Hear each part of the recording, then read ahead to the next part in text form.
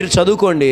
యోధా చెప్తున్న మాటలు, అయ్యా మా తమ్ముణ్ణి మాతో కానీ పంపించకపోతే మా తండ్రి దుఃఖముతో కాలము చెల్లిస్తాడు, చనిపోతాడు, నీరు గారిపోతాడు అని ఒక కుమారుడు తండ్రి దుఃఖపడకూడదని, ఒక కుమారుడు ఒక తనయుడు తండ్రి దుఃఖముతో నింపబడకూడదని ఒక పెద్ద స్టెప్ తీసుకున్నాడండి.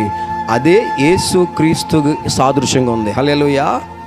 మనందరికీ ఒక తండ్రి, పరలోకమందున్న తండ్రి ఆయన, లోకమును ప్రేమిస్తున్న తండ్రి ఆయన.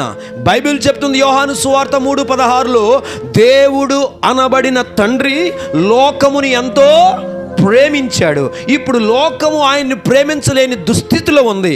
అయితే వాక్యం ఏం చెప్తుందంటే, ఈ తండ్రి దుఃఖపడకూడదని తనయుడుగా ఆ తండ్రి దుఃఖము చూడలేక ఆ తండ్రిని సంతోషపరచడానికి ఈ తనయుడు అనగా యేసు క్రీస్తు అనబడిన కుమారుడు ఈ భూమి మీదకి సంతోషంగా వచ్చాడు. హల్లెలూయా. సో ఈ స్టోరీ